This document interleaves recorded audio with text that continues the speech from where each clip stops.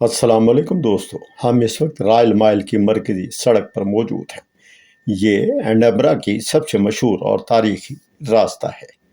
Edinburgh castle سے شروع ہو کر ہالی روڈ پیلس تک یہ سڑک جاتی ہے۔ ہر طرف لوگوں کا رش ہے، سیاح تصویریں لے رہے ہیں اور گلیوں میں زندگی کا ایک الگ ہی رنگ نظر آ رہا ہے۔ اسی ہلچل کے بیچ ہم سینٹ گلز کیتھیڈرل کے مرکزی دروازے کی طرف بڑھ رہے ہیں، جو اس علاقے کا سب سے قدیم اور مشہور چرچ ہے۔ جیسے ہی ہم چرچ کے اندر داخل ہوتے ہیں، اندر قدم رکھتے ہی اندر کا سکون اور خاموشی ہمیں اپنی لپیٹ میں لے لیتا ہے۔ باہر شور و غل تھا، مگر یہاں ایک روحانی سکوت چھایا ہوا ہے۔ روشنی مدھم ہے اور ہر طرف عبادت کا پرسکون ماحول محسوس ہوتا ہے۔ یہ چرچ نہ صرف عبادت کا مقام ہے، بلکہ اسکاٹ لینڈ کی تاریخ اور ثقافت کا ایک عظیم نشان بھی ہے۔ ہمارے ساتھ میرے بھتیجے ملک ناصر صاحب اور عزیر ملک صاحب اور بھانجے شعیب خان صاحب بھی موجود ہیں۔ ہم آہستہ آہستہ آگے بڑھتے ہیں۔ ایک طرف ہمیں موم بتیوں کی جگہ نظر آتی ہے، جہاں لوگ اپنی مرادیں اور دعائیں لے کر آتے ہیں اور موم بتیاں جلاتے ہیں۔ یہ لمحہ بہت پرسکون اور عقیدت سے بھرپور ہے۔ ملک ناصر صاحب بھی ایک موم بتی جلاتے ہیں اور کچھ دیر خاموش کھڑے رہتے ہیں۔ چرچ کے اندر قدم قدم پر تاریخ بکھری پڑی ہے۔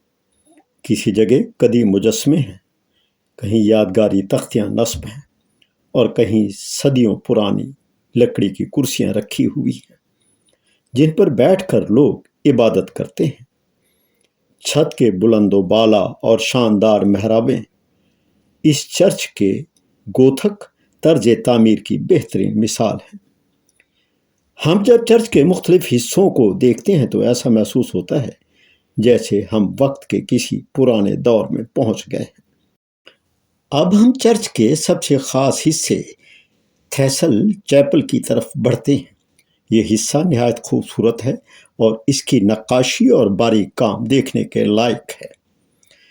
آرڈر آف دا تھیسل کی تقریبات یہاں منعقد کی جاتی ہیں، جو اسکاٹ لینڈ کی سب سے اعلیٰ اعزازات میں سے ایک ہے۔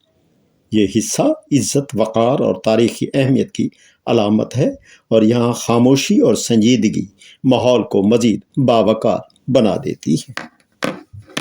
چرچ کے ایک حصے میں ہمیں ایک پرانی گھنٹی رکھی ہوئی نظر آئی۔ یہ گھنٹی ماضی کی صدائیں سناتی ہے اور ہمیں بتاتی ہے کہ یہ مقام صدیوں سے لوگوں کی عبادت اور دعاؤں کا مرکز رہا ہے۔ یہ صرف ایک چرچ کا دورہ نہیں تھا، بلکہ ایسا روحانی تجربہ تھا جو ہمیں ماضی اور حال کے بیچ ایک حسین رشتہ دکھا گیا۔ ملک ظہور کو اجازت دیں۔ اللہ حافظ۔